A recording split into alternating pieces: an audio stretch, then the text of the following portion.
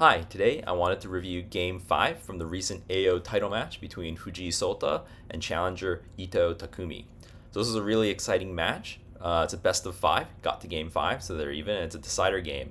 But actually these two have played in 3 previous title matches, and actually Fujii swept all 3 of those title matches. So in the last 11 games, Fujii's 11-0 against Ito, and people were starting to say, like, can Ito possibly beat him? So finally, he's gotten 2 games against them after, on his 4th title match. So let's see if he can finally break through and win a title, or if Fujii's going to hold on to his 8 crowns. Like, this game was insane, tons of crazy moves, and a gigantic blunder at the end of the game. So this game, and really the entire series, was a bunch of bishop exchanges. Fujii is known to be one of the best bishop exchange players, especially as Sente, and he has Sente in this final deciding match. But Ito, as a challenger, has just been going at him and saying, no, I'm going to find a way to break your bishop exchange. So, the very beginning, this is just a Joseki line, very, very standard. The first difference comes when Ito decides to play gold to 5-2 on move 30. So this used to be the most common move maybe 5 to 10 years ago.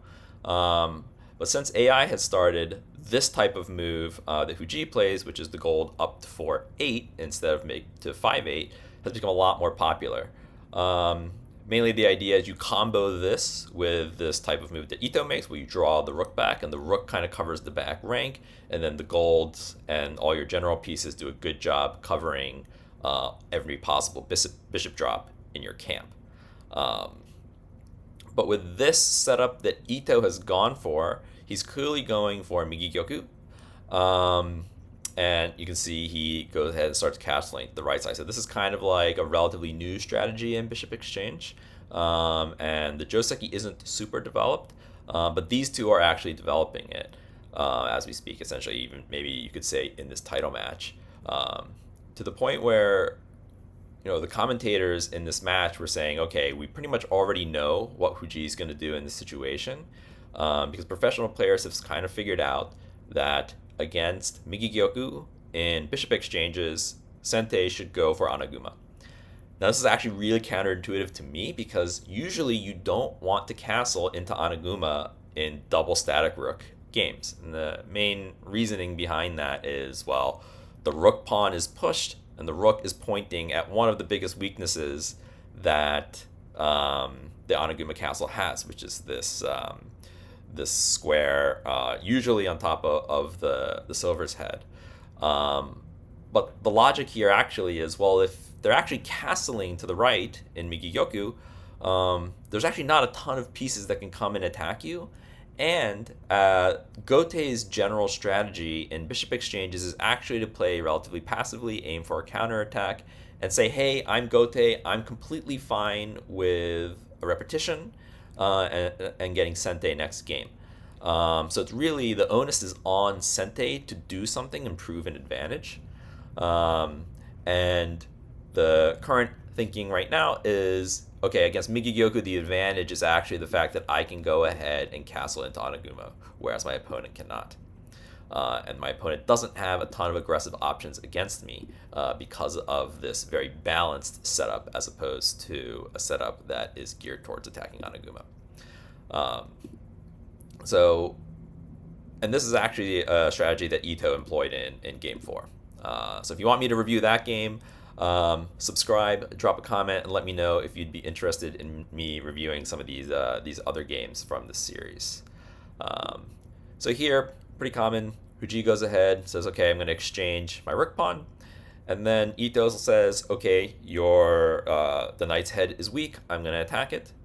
And Fujii essentially decides to counterattack here. So generally, when you have this rook on the back rank, you don't need to drop this pawn on 2-3, but because the rook is actually is covering 4-4, pawn takes 4-4 is actually going to capture the silver. So you kind of have to drop this pawn now. So Fujii goes back to defend the knight's head with his rook, and then they have this pawn exchange. Then Ito makes a pretty committing move. He decides to drop his bishop to 4-9, and at first glance, this seems like a blunder, because gold 4-8 actually traps this bishop. But it turns out actually that the bishop can actually sack itself on 6-7, and then your camp is too weak. You drop this silver, you're threatening the gold, and also the pawn on 8-7, and Gote is actually breaking through. So you actually can't afford to go after this bishop. So obviously Fujii sees that, and he makes this really nice bishop drop. So this bishop drop is defending the 3-8 square, where Ito wants to promote his bishop. But it also has another purpose, which is that it's eyeing the knight's head so that he can attack the knight's head as well. Bishop exchanges a lot of the time come down to how you can attack the head of the opponent's knight that has jumped. So this is a really nice move. Ito says, okay, let's kick the bishop. It's in too good of a spot. Fujii wants to keep that line, laser beaming that knight's head. And Ito again says, okay, I'm gonna attack your knight's head. Now, obviously, the rook is defending, but in this case, if the rook takes it, bishop can promote to 2-7, and this is good for Gote. So instead, Fujii goes ahead, takes the pawn, jumps the knight, and Ito goes ahead and promotes the pawn. So he gets to make a toking, but his bishop is kind of trapped. And Fujii's kind of like got his knight in the game. So again, the whole point of that bishop drop was to go after the knight's head, so he goes for it. And here, there's really nothing Ito can do about the knight, so what he does is go ahead and counterattack the knight. It's jumped a little bit too far maybe. Okay, drop the pawn. And Fujii takes the time now to go ahead and trap this bishop.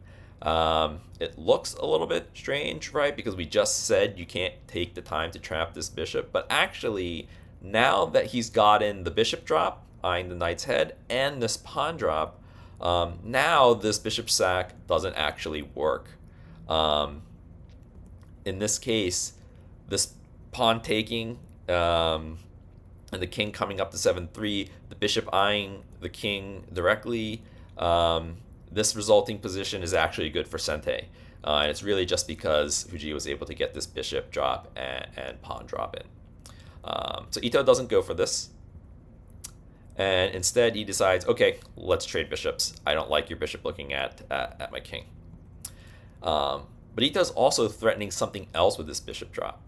And it's actually to drop the bishop to the square on 3-7, which would then fork the rook and the gold. So this is a gigantic threat. He also has this pawn threatening the knight. So Fujii really needs to get moving here. He needs to get an attack going in order to prevent Ito from making these very powerful moves. So Fujii starts off by going ahead, taking the knight with check, and then he decides to push this pawn to 6-5. Now, at first glance, when I saw this, it looked too slow to me. Okay, Ito's just going to drop this bishop. Okay, you take, I get the rook, and you get a silver. That's a great trade for me. But actually, this is very, very dangerous for Gote after specifically this bishop drop and then this silver drop. So in this position, even though Fujii just kind of sacrificed some material, the king is getting chased to the middle of the board. It's getting completely surrounded, even by these silvers that are part of the Yanaguma castle, and then obviously these pieces here, and the king's kind of getting sandwiched into the middle of the board. And this would have been good for Sente. So Ito sees this. He goes ahead, okay, fine. I'll take the pawn, get rid of the threat, and all my threats are still remaining. So this is a really important spot. Fujii needs an attack, or else these really powerful moves are coming. And he finds one, and that's silver to 6-6. And this is a crazy move. It's just a straight up silver sack. And the Japanese announcers were saying that most likely this is prep. This is almost impossible to find in the game. And so yeah, they think it's part of Fujii's prep. And they said I think he played it after maybe thinking for 5 minutes. So I think I would tend to agree with them that this is part of Fujii's prep, which is kind of crazy because we're already at move like 78 or something, 77. To think that this is still prep, and that it's this silver sag is just absolutely crazy. But this is a spot where, okay, maybe it also looks a little bit slow, kind of like how the pawn push did. But again, if Eiou tries to drop this bishop, this silver going to 6-5, he can just straight up sack that rook, and this attack is actually overwhelming. And this would have been completely winning for Sente. And this is just like a variation. Obviously, there are others, but in general, the attack is too strong, and even though you kind of sacked away your rook, the attack is too powerful, and Gote can't stop it. And so, obviously, Eiou saw this as well. He goes, okay, you know what? Again, let's just take the silver. The threat is gone, and I still have my threats remaining. But then Fujii drops this knight, and this is just a really, really beautiful way for Fujii to get all of his pieces involved. Even this knight that pretty much was dead and just waiting to get captured, now all of the sudden, these two knights are staring at 5-3 together, and this knight is completely back in the game. This is with check, so Eiou has to run.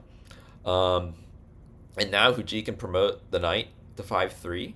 And this is actually where Eiou makes his first mistake.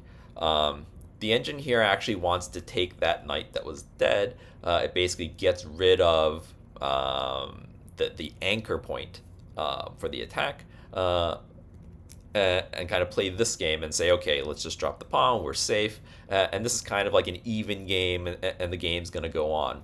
But Eiou instead ends up taking with the gold. And at first you might think, oh, okay, I can trade off that knight that was dead. I get a gold for it, great.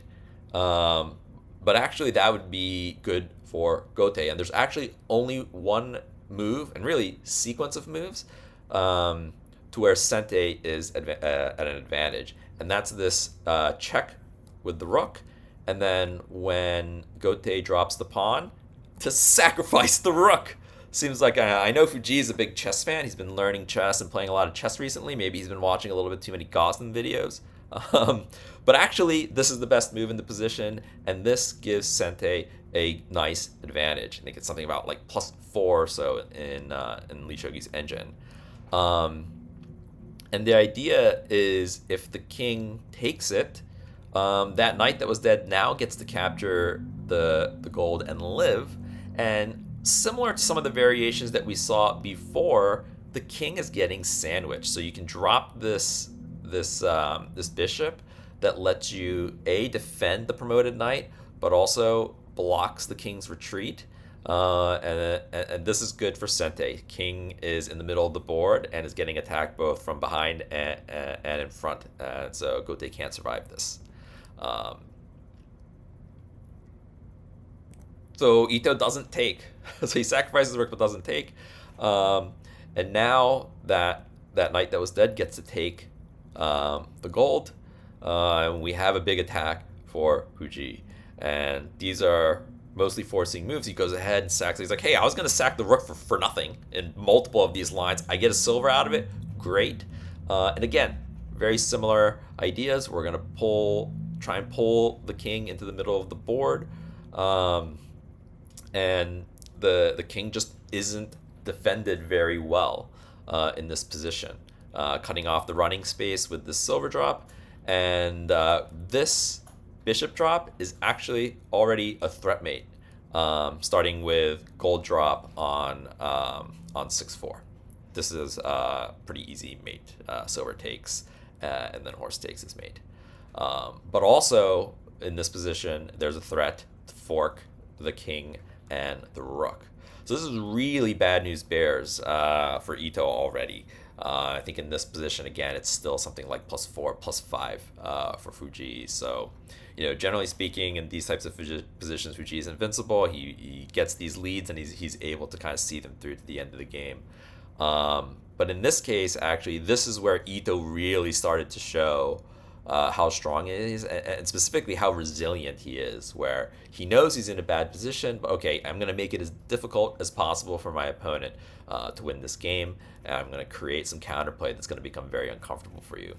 So Eiou makes a really impressive decision here. He's going to go ahead and allow the king rook fork, but kind of in exchange, okay, he gets his king to safety. So in all those other variations that we were seeing, king was in the middle of the board all by itself. Now he's kind of cozy. His generals are finally around him. I don't know what they were doing before. They're kind of asleep on at the wheel. But okay, king has gotten back into some semblance of a castle, and at least he's pretty safe for now. And he's going to wait and try and find his timing to attack. And this is the counterplay that Eiou finds. This is pawn push to 7-6.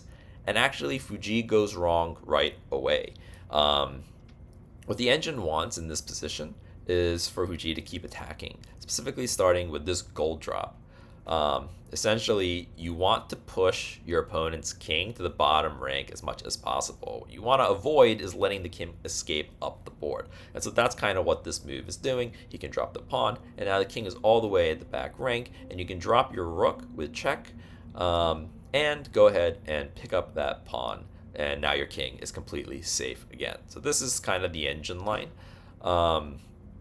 But Fujii did not go for this. I don't know for sure why, but I mean, this counterplay, I guess, spooked him a little bit because he decides, okay, I'm just going to run my silver.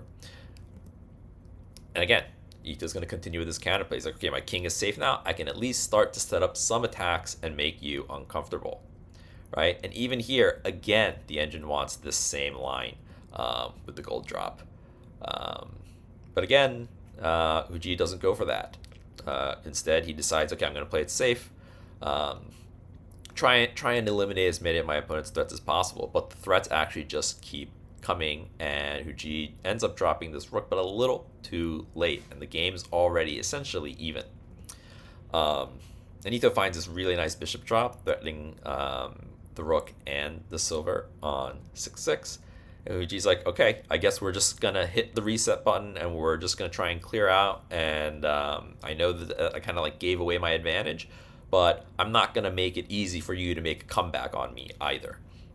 So that's one of the really impressive parts of this game. Both players just really, really resilient, not kind of just like giving in and just giving up the game because they feel like they're a little bit behind. So here, Eiou starts to get his token involved. He's able to drop the rook. You see how much momentum Eiou has gained from getting his king back into the castle. He's really got a bunch of pieces in the opponent's camp. He's dropping this knight. Fujii's also defending very well. He was kind of a little bit sparse in his castle, but as soon as he knew, okay, I actually need to kind of buckle down, he's been able to go ahead and kind of assemble his pieces together. And it's actually even really impressive. When you look at this position, this silver is a weakness, right? That's why it's getting attacked. But with a few forcing moves, Fujii was able to kind of connect that silver back to his castle, and now he's got an insane castle that includes his promoted rook or dragon piece here. But then even then, like, Eitou's got so many pieces in the attack now as well, and his king looks completely safe. It's a really complete reversal from the status that we were in earlier. And so Eiou goes ahead, takes the gold, and drops this gold here. And, you know, this was a really impressive move from Fujii again. It's like, okay, you're really focused on trying to build up your castle, defend against these piece drops, and he takes the time to drop this pawn to block this bishop from being able to take out his silver. So if he takes this silver out, then the silver's going to have to take back, and now the silver's not defending the gold anymore. And kind of just with this pawn drop, he's really made his camp much safer, and this is a really, really sad bishop now. So that was a great defensive maneuver here by Fujii. And here, Eiou kind of plays a slow move. You can kind of see how effective Fujii's defense was, where Eiou kind of has to play this very slow, toking move.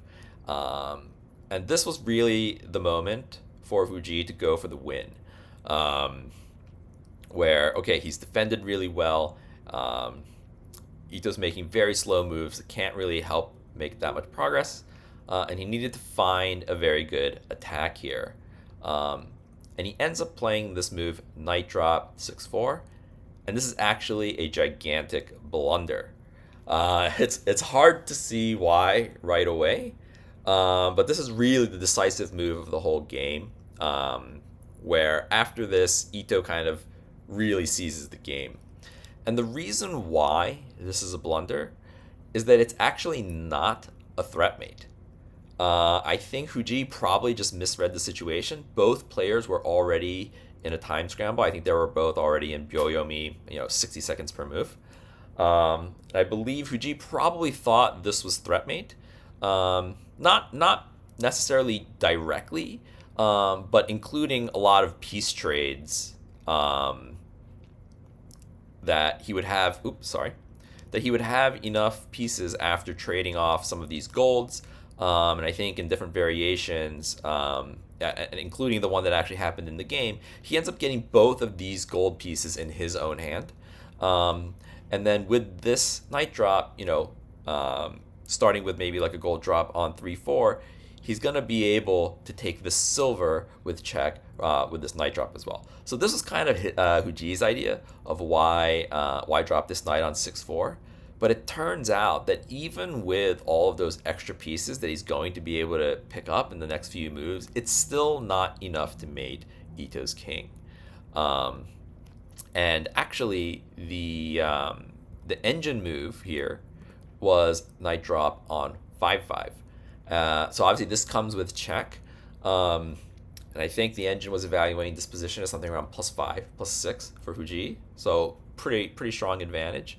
And the idea behind this knight move is actually that it's not a threat mate in and of itself. It's a check, but it's actually pushing the king to a position where he can make this threat mate move, right? So that's really hard to spot, I think, in Byoyomi, in 1 minute Byoyomi, that I'm pretty sure in this position, Fujii knows he needs to make some sort of a threat. He needs a very strong threat mate so that his opponent can't, attack him. Or at least the opponent needs to have a good attack or else he's going to win, right? And usually in those situations, you're going to look for a move that is a threat mate in the current position. But it's really hard to spot, actually, that what you actually need to do is to check the king 3 times and then make the threat mate. This is a threat mate. Basically, if Ito takes the gold here and drops the gold, this is essentially the line that Ito went for in the actual game. And because the other Knight Drop wasn't a threat mate, this is a winning line for Ito. But if he does it in this variation, it actually doesn't work. Mostly the king is actually in mate, starting from this pawn takes 2-3 promote move. And so that was the engine suggestion. You needed to kind of go find this crazy prep three check moves to get you into this not unstoppable threat mate, but a very strong threat mate that really needs to be addressed. But Fujii misses it. He thinks that this is threat mate. It's not. And then Ito goes for this sequence where he says, hey, actually, I'm pretty sure this isn't threat mate. So all I need to do is make a threat mate against you. And that's what he does with this move. Fujii decides, okay, I'm going to go for it. Because I think probably by now he knew it wasn't going to work. But man, there are so many lines here where Ito can get mated. So even here, he doesn't take the promoted knight. He decides to run. That's the correct move to not get mated. If he takes the promoted knight, he's mated. Now Ito goes ahead and takes that gold so that he has an extra piece to attack with. Silver drop. Again, here. Do you take the silver with the gold or do you run the king? Or do you take with the silver, right? And here, only move to avoid mate is to take with the silver. And even here. I mean, this one I think is probably a little bit more obvious, but I mean, you're not even sure, maybe taking with the king is better because it seems like there's a lot of room to run on the right side of the board. But actually it turns out that horse on 8-1 here is actually doing a pretty good job preventing the king from running back this way. So Eiou takes with the gold. Again, that was an only move. Then a knight drop. And again, do you take the knight with the gold? Do you run with the king? Eiou takes with the gold. Again, only move. Silver sack takes with the king. Again, only move. And there are so many of these spots, only moves. Here's another one, right? That gold looks like it's completely by itself. I should take it. No, he has 3 golds. It's threat mate. So he runs. And this was, I think, about the last potentially tricky move. So, at first glance, you look at Fujii's hand, he only has 2 golds. So you think, oh, maybe I can actually run up this way. Because he can't drop a bishop or a knight. Or sorry, a bishop or a silver and check me. But actually, if you do that, this gold move actually is mate. So again, he finds the right move, takes with the knight, takes with the king. Eiou tries a couple more tricky moves. Again, there's 4 options, actually even 5 options to run. And I think only 2 of these are not mate. So it really Fujii kind of knew maybe that he's in trouble. And we saw from the engine, this knight drop on 6-4 is a blunder, but man, Eiou really read through all these moves correctly. And after king to 4-2, Fujii resigns the game. So even if you try, say with a pawn drop and a gold drop and a gold drop, you're just 1 piece short of being able to mate this king. And yeah, so Eiou finally breaks through. Wins his 3rd game of the series, and Eiou is now a new title holder, the Eiou title holder, and Fujii is back down to 7 titles. And it was a crazy series overall. It's just a bunch of bishop exchanges, and they're going super deep into theory and prep. And it's just really impressive to see kind of a newer player like Eiou come in and say, no, I'm not scared of Fujii. I'm not even scared of his best opening, his best strategy. It's just this Sente bishop exchange. I'm going to figure out how to beat it. And for him to finally do it after getting swept in 3 series in a row, super inspiring, super well played by Eiou. I bet even on Fujii's side, this is really, really high level play. So really excited to see what Eiou can do if he can continue this run that he's been on. I think technically he's out of most of the current season of title matches, except for maybe he has potential to maybe challenge in 1 more. But I'm just really happy to see that Fujii's not just gonna win everything forever, and we're actually gonna have some rivalries and some challengers. So thanks for watching this video. Again, if you want me to commentate on more of these title match type games, maybe there are some other important matches that can happen that I can do too, just comment below. Let me know if you have a game in mind specifically. That would help me out to pick out which games I should commentate. Thank you.